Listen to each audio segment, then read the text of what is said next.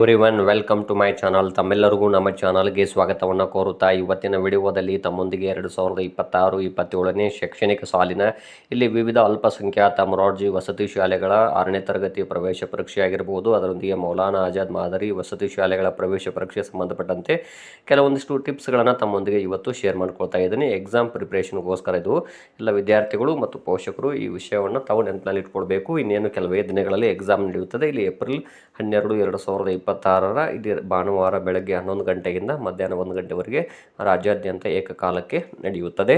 ಹಾಗಾದರೆ ಇಲ್ಲಿ ಏನೇನು ಇನ್ಫಾರ್ಮೇಷನ್ ಅಂತ ನೋಡ್ತಾ ಹೋಗೋಣ. ಇಲ್ಲಿ ಮೊದಲನೇದಾಗಿ ನೋಡ್ಬೋದು, ಇಲ್ಲಿ ಎಕ್ಸಾಮ್ ದಿನಾಂಕ ಏಪ್ರಿಲ್ 12, 2026 ಭಾನುವಾರ ಬೆಳಗ್ಗೆ 11 ಗಂಟೆಗೆ ಪ್ರಾರಂಭ ಆಗುತ್ತದೆ, ಮಧ್ಯಾಹ್ನ 1 ಗಂಟೆಗೆ ಮುಕ್ತಾಯ ಆಗುತ್ತದೆ. ಇದನ್ನು ತಾವು ನೆನಪಿಟ್ಕೋಬೇಕು. ವರ್ಷ ಪೂರ್ತಿ ಓದಿರುವ ವಿಷಯವನ್ನು ಕೇವಲ ಇಲ್ಲಿ 2 ಗಂಟೆಗಳಲ್ಲಿ ನಿಮ್ಮ ತಿಳುವಳಿಕೆ, ಅನ್ವಯ ಮತ್ತು ಕೌಶಲವನ್ನು ಪರೀಕ್ಷಿಸಬೇಕಾಗುತ್ತದೆ. ಇಲ್ಲಿ ನಿಮ್ಮ ಪ್ರೆಸೆಂಟೇಷನ್ ಬಹಳ ಮುಖ್ಯ ಆಗಿರುತ್ತದೆ. ಸೊ ನೋಡ್ಬೋದು, ತಾವೆಲ್ಲ ವಿದ್ಯಾರ್ಥಿಗಳು ವರ್ಷ ಪೂರ್ತಿ ಎಕ್ಸಾಮ್ಗೋಸ್ಕರ ಓದಿರ್ತೀರಿ.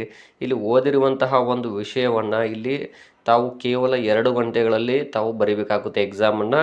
ಇಲ್ಲಿ ಎಷ್ಟು ವರ್ಷ ಪೂರ್ತಿ ಹಾರ್ಡ್ ವರ್ಕ್ ಮಾಡಿದರೂ ಕೂಡ ಅದು ತಮಗೆ ಇಲ್ಲಿ ಯಾವಾಗ ಯೂಸ್ ಆಗುತ್ತೆ ಅಂದರೆ ನಿಮ್ಮ ಪ್ರೆಸೆಂಟೇಷನ್. ಇಲ್ಲಿ ವರ್ಷ ಪೂರ್ತಿ ನಾವು ಪ್ರಾಕ್ಟೀಸ್ ಮಾಡಿದ ವಿಷಯಕ್ಕೂ ಇಲ್ಲಿ ನಾವು ಆ ಪ್ರೆಸೆಂಟೇಷನ್ ಏನು ಮಾಡ್ತೀವಿ ಅವತ್ತಿನ ದಿನದ್ದೇ ಬಹಳಷ್ಟು ಇಂಪಾರ್ಟೆಂಟ್ ಆಗುತ್ತದೆ. ಈ ಹಿಂದಿನ ದಿನ ಓದಿರೋದು ಕೂಡ ಇಂಪಾರ್ಟೆಂಟ್ ಆಗೋದಿಲ್ಲ. ಎಕ್ಸಾಮ್ ಡೇ ತಾವು ಇಲ್ಲಿ ಮಾಡುವಂಥ ಒಂದು ಕೆಲಸ ಅಲ್ಲಿ ಎಕ್ಸಾಮ್ಗೆ ಯಾವ ರೀತಿಯಾಗಿ ತಯಾರಿ ಮಾಡಿ ಹೋಗಿ ಎಕ್ಸಾಮ್ ಬರೀತೀರಿ ಅನ್ನೋದು ಇಲ್ಲಿ ಬಹಳಷ್ಟು ಇಂಪಾರ್ಟೆಂಟ್ ಆಗುತ್ತದೆ. ಸೊ ಇಲ್ಲಿ ತಾವು ಆ ಒಂದು 2 ಗಂಟೆಗೆ ಬಹಳಷ್ಟು ಮಹತ್ವವನ್ನು ಕೊಡಬೇಕಾಗುತ್ತದೆ. ಇಲ್ಲಿ ಸಮಯಕ್ಕೆ ನೀವು ಬಹಳ ಆದ್ಯತೆಯನ್ನು ನೀಡಬೇಕಾಗುತ್ತದೆ. ಅದಕ್ಕೋಸ್ಕರ ಇಲ್ಲಿ ನೀವು ಓದಿರುವ ವಿಷಯವನ್ನು ಕೇವಲ 2 ಗಂಟೆಗಳಲ್ಲಿ ನಿಮ್ಮ ತಿಳುವಳಿಕೆ, ಅನ್ವಯ ಮತ್ತು ಕೌಶಲವನ್ನು ಪರೀಕ್ಷಿಸಬೇಕಾಗುತ್ತದೆ. ಇಲ್ಲಿ ನಿಮ್ಮ ಪ್ರೆಸೆಂಟೇಷನ್ ಬಹಳ ಮುಖ್ಯ ಆಗುತ್ತದೆ. ಇನ್ನು ಎರಡನೇದಾಗಿ ನೋಡ್ತಾ ಹೋದರೆ, ಇವತ್ತಿನಿಂದ ಇನ್ನು 6-7 ದಿನಗಳು ಬಾಕಿ ಇದೆ. ತಾವುಗಳು ಪ್ರತಿನಿತ್ಯ ಮಾದರಿ ಪ್ರಶ್ನೆ ಪತ್ರಿಕೆಯನ್ನು ಬಿಡಿಸಬೇಕು.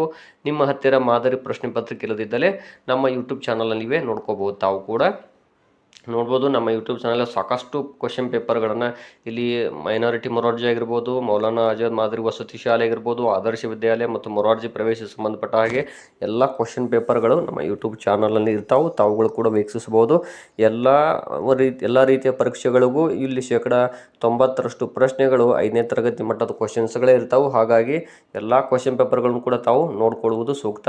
ಅದು ಆದರ್ಶದಾಗಲಿ ಅಥವಾ ಮೊರಾರ್ಜಿದಾಗಲಿ ಅಥವಾ ಇಲ್ಲಿ ಮೈನಾರಿಟಿ ಮೊರಾರ್ಜಿದು ಕೂಡ ಆಗಿರ್ಬೋದು. ಸೊ ತಾವು ಮೊದಲು ಇಲ್ಲಿ ಇನ್ನೊಂದು 6-7 ದಿನ ಇದಾವೆ. ಡೈಲಿ ಕ್ವಶನ್ ಪೇಪರ್ಗಳನ್ನು ಪ್ರಾಕ್ಟೀಸ್ ಮಾಡ್ಕೋರಿ. ಯಾಕಂದ್ರೆ ಓದಿದ ವಿಷಯ ಬೇರೆ ಇರುತ್ತೆ, ಕ್ವಶನ್ಸ್ಗಳು ಬಹಳ ಕ್ಲಿಷ್ಟಕರವಾಗಿರ್ತಾವೆ ಅಥವಾ ಅನ್ವಯಿಕ ಪ್ರಶ್ನೆಗಳಿರ್ತಾವೆ. ಹಾಗಾಗಿ ತಾವುಗಳು ಕ್ವಶನ್ ಪೇಪರ್ಗಳನ್ನು ನೋಡ್ಕೊಳ್ಬೇಕಾಗುತ್ತದೆ. ಇನ್ನು ವರ್ಷ ಪೂರ್ತಿ ಓದಿರುವುದನ್ನು ಕೇವಲ 2 ಗಂಟೆಯಲ್ಲಿ ಎಕ್ಸಾಮ್ ಬರೆಯಬೇಕಾಗುತ್ತದೆ. ಇಲ್ಲಿ ಓದಿರುವ ವಿಷಯಕ್ಕಿಂತಲೂ ಬಹಳ ವಿಭಿನ್ನವಾದ ಅನ್ವಯ ಇರುವ ಪ್ರಶ್ನೆಗಳು, ನಾನು ಆಗಲೇ ಹೇಳಿದಾಗೆ ಅನ್ವಯ ಇರುವ ಪ್ರಶ್ನೆಗಳು ಬಂದಿರ್ತವೆ. ಆದ್ದರಿಂದ ತಾವು ಈ ಹಿಂದಿನ ವರ್ಷಗಳಲ್ಲಿ ನಡೆದ ಹಾಗೂ ಇಲ್ಲಿ ಪ್ರಶ್ನೆ ಪತ್ರಿಕೆಗಳನ್ನು ನೋಡ್ಕೊಳ್ಬೇಕಾಗುತ್ತದೆ. ಇಲ್ಲಿ ಯಾವ ರೀತಿಯ ಪ್ರಶ್ನೆಗಳು ಬಂದಿವೆ, ಯಾವ ರೀತಿಯಾಗಿ ಉತ್ತರಿಸಬಹುದು ಎಂಬುದನ್ನು ನೋಡ್ಕೊಳ್ಬೇಕು. ತಾವು ಕ್ವಶನ್ ಪೇಪರ್ ಇಂಪಾರ್ಟೆಂಟ್ ಭಾಳ ಆಗುತ್ತೆ. ಅಲ್ಲಿ ಇರುವಂಥ ಕ್ವಶನ್ಸ್ಗಳು ಯಾವ ರೀತಿ ಇದಾವೆ ಅನ್ನೋದು ಗೊತ್ತಾದರೆ ನೀವು ಆನ್ಸರ್ ಬರಿಬೋದು. ಇಲ್ಲಿ ಇದು ಥಿಯರಿ ಇರುವುದಿಲ್ಲ. ಇಲ್ಲಿ 4 ಆಪ್ಷನ್ಸ್ಗಳಿರ್ತಾವೆ. ಒಂದು ಪ್ರಶ್ನೆ ಇರ್ತದೆ, ಅದಕ್ಕೆ 4 ಆಪ್ಷನ್ಸ್ ಇರ್ತಾವೆ. ಅದರಲ್ಲಿ ಯಾವ ಸರಿ ಉತ್ತರ ಇರ್ತದೆ ಅದನ್ನು OMRನಲ್ಲಿ ಶೇಡಿಂಗನ್ನು ಮಾಡಬೇಕಾಗುತ್ತದೆ. ಇಲ್ಲಿ 100 ಅಂಕದ ಪ್ರಶ್ನೆಗಳಿವೆ. ಇಲ್ಲಿ ಕನ್ನಡ, ಇಂಗ್ಲೀಷ್, ಗಣಿತ, ಇಲ್ಲಿ ಸಾಮಾನ್ಯ ಜ್ಞಾನ, ಸಾಮಾನ್ಯ ವಿಜ್ಞಾನ, ಮಾನಸಿಕ ಸಾಮರ್ಥ್ಯ ಹೀಗೆ ವಿಷಯಗಳಿದ್ದು ಎಲ್ಲ ವಿಷಯಗಳಿಗೂ ಸಮಾನ ಆದ್ಯತೆಯನ್ನು ನೀಡಬೇಕು. ತಾವು ಇಲ್ಲಿ ಕೇವಲ ಕನ್ನಡ ವಿಷಯ, ಸಾಮಾನ್ಯ ಜ್ಞಾನ ಅಥವಾ ಸಾಮಾನ್ಯ ವಿಜ್ಞಾನ 3 ವಿಷಯಗಳನ್ನು ಬರೆದು ಉಳಿದು ಬಿಟ್ಟರೆ ತಮ್ಮದಲ್ಲಿ ಸೆಲೆಕ್ಷನ್ ಆಗುವುದಿಲ್ಲ. ಸೊ ಹಾಗಾಗಿ ಎಲ್ಲ ವಿಷಯಗಳಿಗೂ ಹೆಚ್ಚು ಸಮಾನ ಆದ್ಯತೆಯನ್ನು ಕೊಟ್ಟು ಎಲ್ಲ ಪ್ರಶ್ನೆಗಳಿಗೂ ಉತ್ತರಿಸಬೇಕು. ಹಾಗಾಗಿ ಇದನ್ನು ತಾವು ನೆನಪಿನ ಇಟ್ಕೋಬೇಕು. ಇನ್ನು ನೆಕ್ಸ್ಟು, ಮೊದಲಿಗೆ ನಿಮಗೆ ಸರಳ ಎನ್ನಿಸುವಂತಹ ಪ್ರಶ್ನೆಗಳಿಗೆ ಉತ್ತರಿಸಬೇಕು. ನಿಮಗೆ ಯಾವುದು ಈಜಿ ಅನ್ನಿಸ್ತಾವಲ್ಲ, ಫಸ್ಟು ಕನ್ನಡ ವಿಷಯದಿಂದ ಹಿಡ್ಕೊಂಡು ಇಲ್ಲಿ ಇಂಗ್ಲೀಷ್ ಆಗಿರ್ಬೋದು, ಗಣಿತ ಆಗಿರ್ಬೋದು, ವಿಜ್ಞಾನ, ಸಮಾಜ ಅಥವಾ ಸಾಮಾನ್ಯ ಜ್ಞಾನ ಮತ್ತು ಮಾನಸಿಕ ಸಾಮರ್ಥ್ಯ, ತಮಗೆ ಈಜಿ ಅನಿಸುವಂತಹ ಅಥವಾ ಗೊತ್ತಿರುವ ಉತ್ತರಗಳಿಗೆ ಮೊದಲು ಬಿಡಿಸಬೇಕಲ್ಲಿ. ಅವುಗಳನ್ನು OMRನಲ್ಲಿ ಶೇಡಿಂಗ್ ಮಾಡಬೇಕು. ಅದರಲ್ಲೂ ಮೊದಲಿಗೆ ಕನ್ನಡ, ಸಾಮಾನ್ಯ ಜ್ಞಾನ, ಸಾಮಾನ್ಯ ವಿಜ್ಞಾನ ಪ್ರಶ್ನೆಗಳಿಗೆ ಮೊದಲು ಉತ್ತರಿಸಿ. ಏಕೆಂದರೆ ಇಲ್ಲಿ ಮಾನಸಿಕ ಸಾಮರ್ಥ್ಯ, ಗಣಿತ, ಇಂಗ್ಲೀಷ್ ವಿಷಯಗಳಿಗೆ ಹೆಚ್ಚಿನ ಸಮಯ ಬೇಕಾಗುತ್ತದೆ. ಇರುವ 2 ಗಂಟೆಗಳಲ್ಲಿ 100 ಅಂಕಗಳಿಗೆ ಉತ್ತರಿಸುವಲು ನಿಮಗೆ ಕಷ್ಟವಾಗುತ್ತದೆ. ಯಾಕಂದರೆ ಗಣಿತ ವಿಷಯಕ್ಕೆ ಮತ್ತು ಮಾನಸಿಕ ಸಾಮರ್ಥ್ಯ ವಿಷಯಕ್ಕೆ ಹೆಚ್ಚಿನ ಸಮಯವನ್ನು ಕೇಳ್ತವೆ. ಅಂತಹ ಪ್ರಶ್ನೆಗಳೇ ಅಲ್ಲಿರ್ತಾವೆ. ಯಾಕಂದರೆ ಆ ಸಮಸ್ಯೆಗಳನ್ನು ಬಿಡಿಸಿ ನೀವು ಆನ್ಸರನ್ನು ಹುಡುಕಬೇಕಾಗುತ್ತೆ, ಡೈರೆಕ್ಟಾಗಿ ಆನ್ಸರ್ ಸಿಗೋದಿಲ್ಲ. ಸೊ ತಾವು ಮೊದಲಿಗೆ ಕನ್ನಡ, ಸಾಮಾನ್ಯ ಜ್ಞಾನ ಮತ್ತು ಸಾಮಾನ್ಯ ವಿಜ್ಞಾನ ಪ್ರಶ್ನೆಗಳಿಗೆ ಉತ್ತರಿಸಬೇಕು. ಇನ್ನು ನೆಕ್ಸ್ಟು, ಗಣಿತ ವಿಷಯಕ್ಕೆ ಹೆಚ್ಚಿನ ಸಮಯವನ್ನು ಮೀಸಲಿಡಬೇಕಾಗುತ್ತದೆ. ಏಕೆಂದರೆ ಗಣಿತದ ಪ್ರಶ್ನೆಗಳಿಗೆ ಉತ್ತರ ಹುಡುಕಲು ಸುಲಭವಲ್ಲ. ಸಮಸ್ಯೆಗೆ ಪರಿಹಾರ ಕಂಡುಹಿಡಿಯುವುದು ಸಮಯ ತೆಗೆದುಕೊಳ್ತದೆ. ಸಾಕಷ್ಟು ಇಲ್ಲಿ ಭಾಗಾಕಾರ ಲೆಕ್ಕಗಳಿರ್ತಾವೆ ಅಥವಾ ಕೆಲವೊಂದು ಗುಣಾಕಾರ ಇರ್ತಾವೆ, ಕೆಲವೊಂದಿಷ್ಟು ಇಲ್ಲಿ ರೇಖಾಗಣಿತ ಪ್ರಶ್ನೆಗಳಿರ್ತಾವೆ. ಅವು ಹೆಚ್ಚಿನ ಸಮಯವನ್ನು ತೆಗೆದುಕೊಳ್ಳೋದ್ರಿಂದಾಗಿ ನೀವು ಗಣಿತಕ್ಕೇ 1-1.5 ಗಂಟೆ ತೆಗೆದುಕೊಂಡ್ರೆ ಉಳಿದ ವಿಷಯಗಳಿಗೆ ನಿಮ್ಗೆ ಆನ್ಸರ್ ಮಾಡಲಿಕ್ಕೆ ಸಮಯಾವಕಾಶ ಇರೋದಿಲ್ಲ. ಹಾಗಾಗಿ ನೀವು ಪ್ರಶ್ನೆಗಳ ಬಿಟ್ಟು ಬರುವಂತಹ ಸಾಧ್ಯತೆ ಇರುತ್ತದೆ. ಸೊ ಮೊದಲು ನಿಮ್ಗೆ ಗೊತ್ತಿರುವ ಎಲ್ಲ ಪ್ರಶ್ನೆಗಳಿಗೆ ಉತ್ತರಿಸಿ ಗಣಿತಕ್ಕೆ ಸಾಕಷ್ಟು ಸಮಯವನ್ನು ಇಟ್ಕೋಬೇಕಾಗುತ್ತದೆ. ಇನ್ನು OMR ಉತ್ತರ ಪತ್ರಿಕೆಯಲ್ಲಿ ಉತ್ತರಿಸುವಾಗ ಯಾವುದೇ ಗೊಂದಲಗಳಿಗೆ ಆಸ್ಪದ ಕೊಡದೆ ನಿಮಗೆ ಗೊತ್ತಿರುವ ಪ್ರಶ್ನೆಗಳಿಗೆ ಮೊದಲು ಶೇಡಿಂಗ್ ಮಾಡಿಬಿಡಬೇಕು. ಇದು ಬಹಳಷ್ಟು ಇಂಪಾರ್ಟೆಂಟ್ ಆದಂತಹ ಒಂದು ವಿಷಯ ಅಂತ ಹೇಳ್ಬೋದು. ಯಾಕಂದರೆ ಇಲ್ಲಿ ಗೊತ್ತಾಗಿಲ್ಲ ಒಂದು ಪ್ರಶ್ನೆಗೆ ಉತ್ತರ ಅಂತ ತಾವು ಸುಮ್ಮನೆ ಕೂತ್ಕೊಂಡ್ರಿ ಅಂದರೆ ಟೈಮ್ ಹೋಗಿಬಿಡುತ್ತೆ. ಆವಾಗ ನೀವು ಗೊತ್ತಿರುವ ಉತ್ತರಗಳನ್ನು ಬಿಟ್ಟು ಬರಬೇಕಾಗುತ್ತೆ. ಯಾಕಂದರೆ 2 ಗಂಟೆ ಆದ ಕೂಡಲೇ ನಿಮ್ಮ ಮನೆಯಲ್ಲಿ ಎಕ್ಸಾಮ್ ಬರಲಿಕ್ಕೆ ಹೆಚ್ಚಿನ ಸಮಯ ಕೊಡೋದಿಲ್ಲ. OMR ಆನ್ಸರ್ ಶೀಟನ್ನು ತೆಗೆದುಕೊಂಡು ಬಿಡ್ತಾರೆ ಇಲ್ಲಿ ಸೂಪರ್ವೈಸರ್ ಅವರು. ಸೊ ತಾವೇನು ಮಾಡಬೇಕು, ಸ್ಟೂಡೆಂಟ್ಸ್ ಆದವರು ಮೊದಲೇ ನಿಮ್ಗೆ ಯಾವ್ಯಾವ ಉತ್ತರ ಗೊತ್ತಿದ್ದಾವಲ್ಲ ಅವನ್ನೆಲ್ಲವನ್ನು ಫಸ್ಟ್ ಹಾಕಿಬಿಡೋದು ಸೂಕ್ತ. ಇಲ್ಲಿ ಯಾವುದೇ ಕಾರಣಕ್ಕೂ ಬೇರೆ ವಿದ್ಯಾರ್ಥಿಗಳೊಂದಿಗೆ ಚರ್ಚಿಸದೆ ಸ್ವತಃ ಅನುಭವಕ್ಕೆ ಬಂದ ಅಥವಾ ಉತ್ತರಗಳನ್ನು ಬೇಗನೆ ನಿಮಗೆ ನೆನಪಾದವು ಅಂದ ಕೂಡಲೇ ಏನು ಮಾಡ್ಬೋದು, ತಾವು ಬೇಗನೆ OMR ಉತ್ತರ ಪತ್ರಿಕೆಯಲ್ಲಿ ಆನ್ಸರ್ನ ಶೇಡಿಂಗನ್ನು ಮಾಡಿಬಿಡಬೇಕು. ಇನ್ನು ಯಾಕಂದರೆ ಇನ್ನೊಂದು ವಿಷಯ ಹೇಳ್ಬೇಕು ತಮಗೆ, ಇಲ್ಲಿ ಬೇರೆ ಬೇರೆ ವಿದ್ಯಾರ್ಥಿಗಳು ಅಲ್ಲಿ ಅಕ್ಕಪಕ್ಕದಲ್ಲಿ ಕೂತಂಥವ್ರು ಕ್ವಶನ್ ಪೇಪರಲ್ಲಿ ಪ್ರಶ್ನೆಗಳ ಸೀರಿಯಲ್ ಬೇರೆ ಇರ್ತಾವೆ ಮತ್ತು ಕ್ವಶನ್ ಪೇಪರ್ ಅಲ್ಲಿ ಬೇರೆನೇ ಇರ್ತದೆ. ನಿಮ್ದು ಕನ್ನಡ ಇದ್ದರೆ ಅವ್ರು ಫಸ್ಟ್ ಇಂಗ್ಲೀಷ್ ಇರುತ್ತೆ, ಕೆಲವರು ಮೆಂಟಲ್ ಎಬಿಲಿಟಿ ಇರುತ್ತೆ. ಹಾಗಾಗಿ ಯಾರೂ ಕೂಡ ಚರ್ಚೆ ಮಾಡಲಿಕ್ಕೆ ಹೋಗಬೇಡಿ. ಇನ್ನು ಅಲ್ಪಸಂಖ್ಯಾತ ಮೊರಾರ್ಜಿ ಪ್ರವೇಶ ಪರೀಕ್ಷೆಯಲ್ಲಿ 8ನೇ ತರಗತಿ ಮಟ್ಟದ ಪ್ರಶ್ನೆಗಳೇ ಬಂದಿರುತ್ತವೆ. ಆದ್ದರಿಂದ ಭಯಭೀತರಾಗದೆ ಪ್ರಶ್ನೆಗಳಿಗೆ ಉತ್ತರಿಸಿ ಮತ್ತು ನಿಮ್ಮ 5ನೇ ತರಗತಿ ವಿಷಯಗಳನ್ನು ಮನನ ಮಾಡಿಕೊಳ್ಳಿ. ಇನ್ನೂ ಒಂದು ವಾರ ಇದೆ, ತಾವೇನು ಮಾಡ್ಬೋದು, ಸ್ವಲ್ಪ ಕೇಳಬಹುದಾದಂಥ ಮಾದರಿ ಪ್ರಶ್ನೆಗಳು ಯಾವ್ಯಾವ ರೀತಿ ಕೇಳ್ಬೋದು ಅನ್ನೋದನ್ನು ನಾವು ಕೂಡ ನಮ್ಮ ಯೂಟ್ಯೂಬ್ ಚಾನಲ್ ಹಾಕಿರ್ತೀನಿ. ತಾವು ಕೂಡ ಏನು ಮಾಡ್ಬೋದು, ಆ ಎಲ್ಲ ವಿಡಿಯೋಗಳನ್ನು ನೋಡ್ಕೊಳ್ಳಿ, ಯಾವ ರೀತಿ ಪ್ರಶ್ನೆಗಳು ಬಂದಿದ್ದಾವೆ, ಯಾವ ರೀತಿ ಕೇಳ್ಬೋದು ಅನ್ನೋದನ್ನು ನೋಡಿಕೊಂಡು ಅಭ್ಯಾಸವನ್ನು ಮಾಡಿ. ಈ ಹಿಂದಿನ ವರ್ಷಗಳಲ್ಲಿ ಕೇಳಿರೋ ಪ್ರಶ್ನೆಗಳು ಯಾವ ರೀತಿ ಇವೆ ಎಂಬುದನ್ನು ನೋಡ್ಕೊಳ್ಬೇಕು ತಾವು. ಇದು ಇಂಪಾರ್ಟೆಂಟ್ ಆದಂಥ ವಿಷಯ. ಯಾಕಂದರೆ ಇಲ್ಲಿ ಕ್ವಶನ್ ಪೇಪರ್ ಇಲ್ಲಿ ನೀವು ನೋಡ್ಬೋದು 5ನೇ ತರಗತಿ ವಿಷಯ ಪಾಠಗಳೇ ಬೇರೆ ಇರ್ತಾವೆ. ಅಲ್ಲಿರುವಂಥ ನೀವು ಥಿಯರಿ ಬರೆದಿರ್ತೀರಲ್ಲಿ.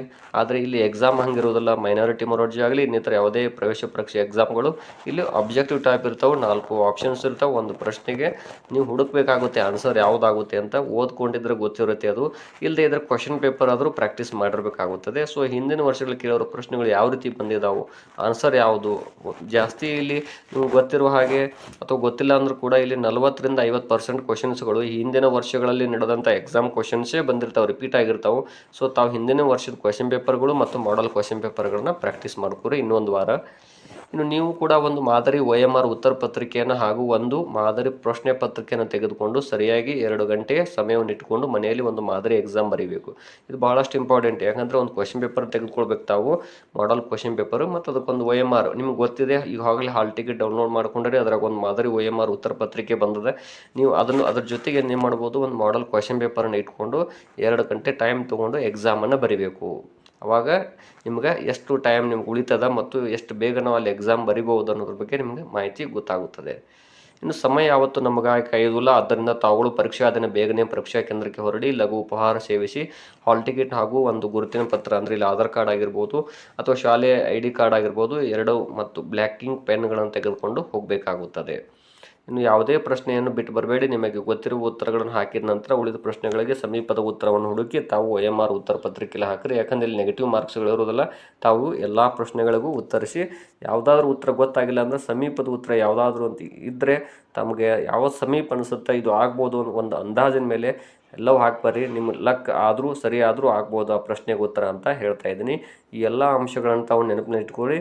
ಯಾಕಂದರೆ ಇದು ನಿಮಗೆ ಈ ಎಕ್ಸಾಮ್ಗೆ ಪ್ರಿಪ್ರೇಷನ್ ಆಗಲಿಕ್ಕೆ ಕೆಲವೊಂದಿಷ್ಟು ಟಿಪ್ಸ್ಗಳು ಉಪಯುಕ್ತವಾಗುತ್ತವೆ ಅನ್ನುವಂಥ ಭಾವನೆಯೊಂದಿಗೆ ಈ ವಿಡಿಯೋವನ್ನು ನಮಗೆ ತಿಳಿಸ್ಕೊಡ್ತಾ ಇದ್ದೀನಿ. ಧನ್ಯವಾದಗಳು.